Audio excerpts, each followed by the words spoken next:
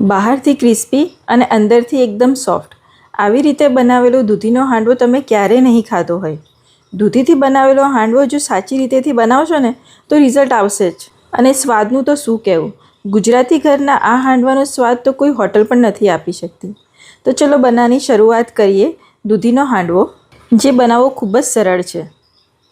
નમસ્કાર મિત્રો, તો આપણે હાંડવો બનાવવાની શરૂઆત કરીશું. અહીંયા મેં હાંડવાનો લોટ લીધો છે જે ઘંટીએ ઇઝીલી અવેલેબલ હોય છે. 250 ગ્રામ હાંડવાનો લોટ લીધો છે. જો તમારે વાડકીના માપથી પણ બનાવવું હોય તો એ પણ તમે કરી શકો છો. 250 ગ્રામ એટલે આપણે એક ઘરની નોર્મલ એક જે વાડકી હોય છે એક વાડકી લોટ લઈશું. એમાં આપણે ખાટી છાશ એડ કરવાની છે.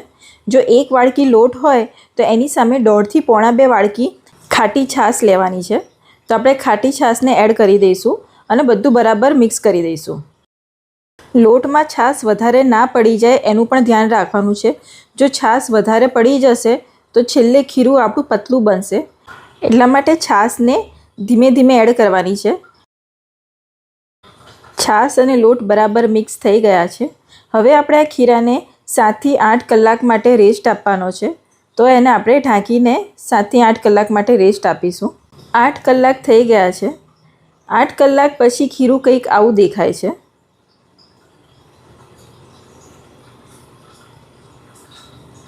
ખીરું બહુ ના જાડું છે ના બહુ પતલું છે, સરખું જ છે.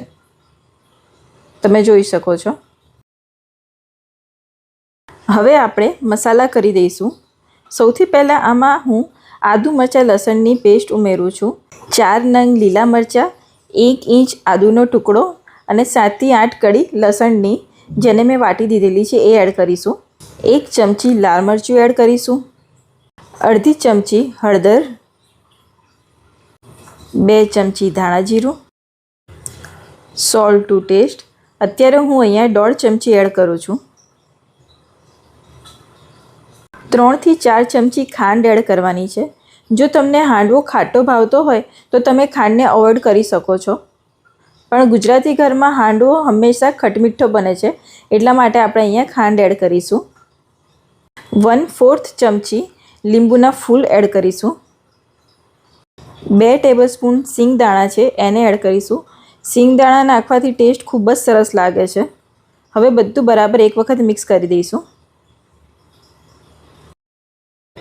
બધું બરાબર મિક્સ થઈ ગયું છે. હવે આપણે દૂધી એડ કરવાની છે.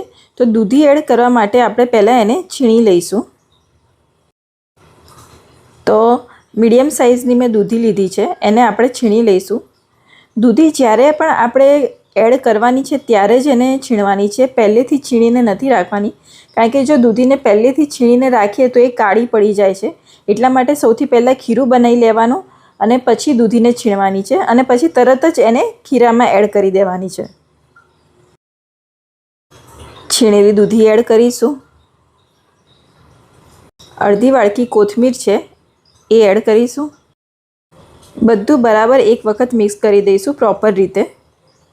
આમાં આપણે પાણી કે છાશ કશું જ એડ કરવાનું નથી કારણ કે દૂધી પણ એનું પાણી છોડતું હોય છે. એક વખત બધું બરાબર મિક્સ થઈ જશે પછી આપણે એને 10 મિનિટ માટે રેસ્ટ આપવાનો છે.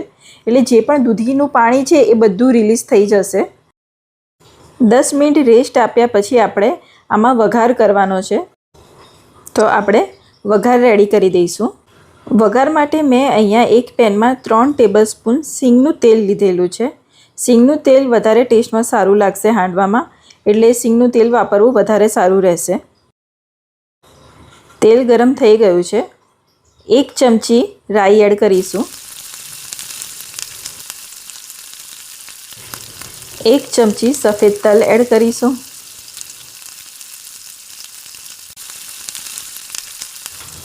12 થી 15 નંગ લીમડાના પાન એડ કરીશું.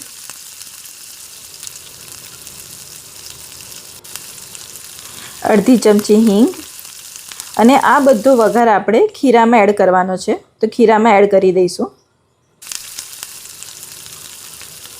અને બધું એક વખત પ્રોપર મિક્સ કરી દઈશું. બધું બરાબર મિક્સ થઈ ગયું છે. હવે આપણે પહેલાં ખટાશ મીઠાશ અને મીઠું ચેક કરી લઈશું ને કે બધું બરાબર છે કે નહીં. જો ખટાશ મીઠાશ ઓછી હોય તો થોડી એડ કરી દઈશું, મીઠું પણ ઓછું છે થોડું એડ કરી દઈશું, પણ અત્યારે બધું પરફેક્ટ છે. હવે આની અંદર 1/4 ટીસ્પૂન સાજીના ફૂલ ક્યાં તો બેકિંગ સોડા એડ કરવાનો છે, તો એ એડ કરીશું. બેકિંગ સોડા એડ કરવાથી હાંડવો છે એ સારો એવો ફૂલે છે અને ઇવન કૂક થાય છે, એટલા માટે એડ કરવું જરૂરી છે. હવે એક પેનમાં 1 થી 2 ટેબલસ્પૂન તેલ એડ કરીશું. તેલને ઇવનલી આપણે પેન પર ડિસ્ટ્રીબ્યુટ કરી દઈશું. તેલ ગરમ થઈ જાય પછી એમાં થોડા સફેદ તલ નાખવાના છે, જેથી કરીને જ્યારે આપણે હાંડવું રેડી થાય ત્યારે એનું લુક વધારે સારું આવે છે. એટલે થોડા તલ આપણે પહેલાં ભભરાઈ દઈશું. હવે જે ખીરું તૈયાર હતું એ બધું જ રેડી દેવાનું છે. અત્યારે હું એક સાથે બનાવું છું. જો તમારે એક સાથે ના બનાવવું હોય તો તમે તવા પર ક્યાં તો બીજું કોઈ નાનું પેન હોય તમે એના પર બી નાના નાના બનાવી શકો છો. તો બધું ખીરું આમાં મેં એડ કરી દીધું છે અને ચમચીથી એને થોડું ઇવન સ્પ્રેડ કરી દેવાનું છે. એક સરખું લેયર થાય એવી રીતે, કોઈ જગ્યાએથી વધારે ઓછું એવી રીતે નહીં, ઇવનલી. ગેસની ફ્લેમ એકદમ સ્લો રાખવાની છે. જે નાનો ગેસ આવે છે એમાં પણ એકદમ સ્લો ફ્લેમ પર રાખવાનું છે. એને આપણે ઢાંકીને 25 મિનિટ માટે કૂક કરવાનું છે એક સાઈડ. 25 મિનિટ થઈ ગઈ છે, ચેક કરી લઈશું. જ્યારે હાંડવું નીચેથી કૂક થશે ત્યારે ઉપરનું લેયર પણ થોડું ડ્રાય થઈ જશે. ત્યારે આપણે ચપ્પુ નાખીને ચેક કરીશું તો પણ ચપ્પુ ચોખ્ખું જ આવશે. હવે આપણે હાંડવાને ફેરવવાનો છે. બીજી બાજુ પણ એને હવે કૂક કરીશું. આટલા મોટા હાંડવાને ફેરવવા માટે પેનની ઉપર જ હું સૌથી પહેલાં મોટી એક પ્લેટ મૂકું છું અને એને ફ્લિપ કરી દઈશ. તમે જોઈ શકો છો કે હું એને ફ્લિપ કેવી રીતે કરું છું. એક નેપકિન મૂકીને અને એને ફ્લિપ કરી દઈશ. હાંડવાને મેં ફ્લિપ કરી દીધો છે. હવે પાછો એને આપણે ફરીથી પેનમાં મૂકવાનો છે. તો પેનમાં મૂકતા પહેલાં આપણે થોડું એના પર તેલ એડ કરીશું. તેલ એટલા માટે એડ કરીએ છીએ કે જેની આઉટરની સાઈડ છે એ વધારે ક્રિસ્પી થાય, એટલા માટે આપણે તેલ એડ કરીએ છીએ. જો તમને આઉટર સાઈડ વધારે ક્રિસ્પી ગમતું હોય તો તમે થોડું તેલ વધારે પણ એડ કરી શકો છો. હવે હાંડવાને આપણે પેનમાં લઈ લઈશું. તમે જોઈ શકો છો કે બહુ સરસ કલર આવ્યો છે, એકદમ ગોલ્ડનિશ કલર આવ્યો છે. હવે આ હાંડવાને ફરીથી ઢાંકીને આપણે 10 મિનિટ માટે કૂક કરવાનું છે. હવે 25 મિનિટ માટે કૂક કરવાની જરૂર નથી, કારણ કે ઓલરેડી એક બાજુ એ કૂક થઈ ગયો છે. આપણે જ્યારે ચપ્પુથી ચેક કર્યું હતું ત્યારે ચપ્પુ ક્લીન જ આવ્યું હતું. ડેટ મીન્સ કે હાંડવો કૂક થઈ ગયો છે, પણ આપણે આઉટર સાઈડ ક્રિસ્પી જોઈએ છે, એટલા માટે આપણે હજુ એને કૂક કરીશું. 10 મિનિટ થઈ ગઈ છે. હવે આપણે આને ચેક કરીશું, ફરીથી ચેક કરીશું. તમે જોઈ શકો છો કે ચપ્પુ એકદમ ક્લીન જ આવ્યું છે.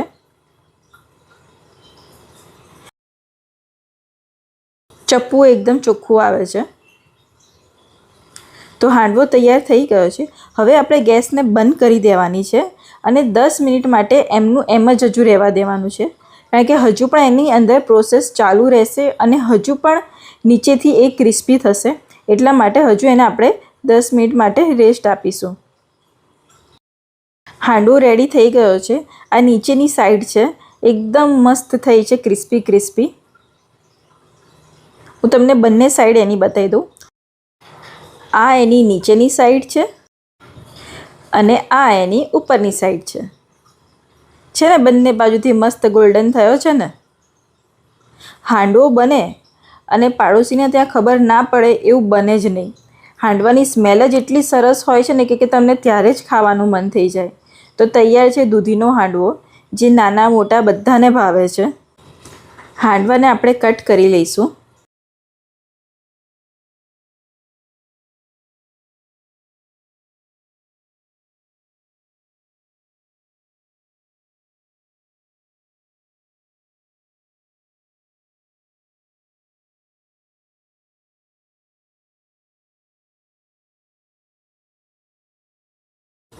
તો તૈયાર છે દૂધીનો હાંડવો.